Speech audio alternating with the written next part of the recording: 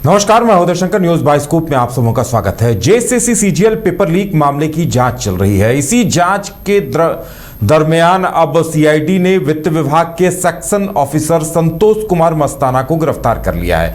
लेकिन संतोष कुमार मस्ताना की गिरफ्तारी को विपक्ष ने एक बड़ा मुद्दा बना दिया है। बाबूलाल मरांडी और अमर कुमार बावरी दोनों ही नेताओं ने अपने अपने सोशल मीडिया पर उन्होंने पोस्ट कर इस पर सवाल उठाए और कहा है कि जिस शख्स ने गड़बड़ी की बात उठाई उसे आखिर गिरफ्तार क्यों किया गया है। अपने आप में ये एक बड़ा मामला है। अब देखने वाली बात यह होगी कि आगे क्या होता है, लेकिन अभ्यर्थियों के मन में भी ये सवाल है कि आखिर ऐसा क्यों हो रहा है। ज्यादा जानकारी के लिए इस वक्त हमारे साथ हमारे सहयोगी नवीन है। नवीन, देखिए, अभ्यर्थियों के मन में ये सवाल है ही कि संतोष कुमार मस्ताना की गिरफ्तारी क्यों हुई, और अब बाबूलाल मरांडी और अमर कुमार बावरी भी सवाल खड़े कर रहे हैं। बिल्कुल उदय, देखिए, राज्य में जेएसएससी पेपर लीक जो है एक सबसे चर्चित मामला रहा है। और अब इस पूरे मामले में देखिए, जो वित्त विभाग के सेक्शन ऑफिसर यानी कि एसओ हैं संतोष कुमार मस्ताना, उनकी गिरफ्तारी ने राज्य में सियासी हलचल बढ़ा दिया है। एक तरफ देखिए, सीआईडी इस पूरे मामले की जांच कर रही है।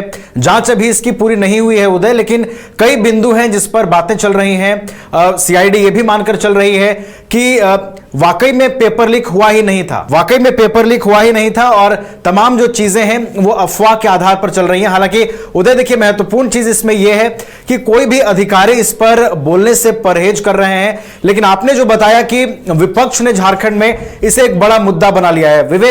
उदय, कल जैसे ही गिरफ्तारी हुई संतोष कुमार मस्ताना की, तुरंत एक पोस्ट आता है बाबूलाल मरांडी का, जिसमें वो लिखते हैं कि दुर्भाग्य है कि जिस शख्स ने इस पूरे पेपर लीक मामले के प्रकरण को उजागर किया, उसके साक्ष्य लोगों के सामने लाए, उसी की गिरफ्तारी होती है, दुर्भाग्यपूर्ण है। इसके अलावा अमर कुमार बावरी भी सवाल खड़े करते हुए नजर आते हैं। उदय, एक और महत्वपूर्ण चीज यह है कि देखिए, हाईकोर्ट में यह मामला है और हाईकोर्ट में भी सुनवाई होनी है, तो वहां से भी क्या कुछ निकलकर आता है उदय, यह भी देखने वाली बात होगी। लेकिन महत्वपूर्ण बात यह है उदय कि अभी तक जांच पूरी नहीं हो सकी है और अधिकारी का ही इस पूरे मामले में गिरफ्तार होना एक बड़ा सवाल खड़ा करता है। बिल्कुल, देखिए नवीन, हम अमर कुमार बावरी की पोस्ट भी स्क्रीन पे दिखा रहे हैं। वो लिख रहे हैं कि गवाहों को गिरफ्तार किया जा रहा है, जिन शिक्षकों ने, जिन लोगों ने सच्चाई को उठाया है उन्हें गिरफ्तार किया जा रहा है। देखिए, संतोष कुमार मस्ताना की गिरफ्तारी भी एक मुद्दा बन गई है।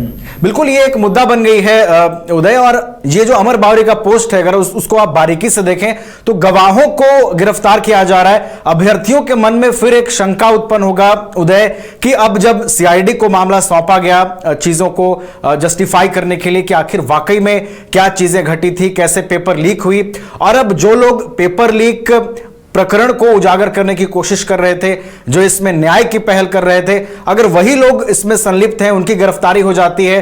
दूसरी ओर यह बताया जाता है कि पूरा जो मामला है वो अफवाह पर टिका हुआ है, कोई पेपर लीक नहीं हुई है। इस बिंदु पर हालांकि अभी सीआईडी के अधिकारी कुछ बोलने से बचते नजर आ रहे हैं। लेकिन यहां पर समझना यह होगा कि अभ्यर्थियों के मन में फिर से उदय जेएसएससी के प्रति एक जो ट्रस्ट क्रिएट हो रहा था, जांच आगे बढ़ रही थी, वो ट्रस्ट, वो विश्वास फिर से हिलेगा उदय। और ये जो गिरफ्तारी है संतोष कुमार मस्ताना की, फिर से अभ्यर्थियों के मन में एक नकारात्मकता पैदा करेगी इस पूरे प्रकरण में। देखिए, अब अहम सुनवाई भी हो रही है, अदालत क्या कुछ निर्देश देती है इस पर सबकी नजरें टिकी रहेंगी। लेकिन अब सवाल बड़ा ये हो गया है कि संतोष कुमार मस्ताना की जो गिरफ्तारी हुई है, और संतोष कुमार मस्ताना ये बता रहे हैं कि भाई उन्हें भी किसी ने सूचना दी थी कि पेपर लीक हुआ है। लेकिन अब गिरफ्तारी के बाद यह मुद्दा बन गया है। बीजेपी के नेता, चाहे वो बाबूलाल मरांडी हो, अमर बावरी हो, लगातार ये सवाल उठा रहे हैं कि आखिर गवाहों को क्यों गिरफ्तार किया जा रहा है।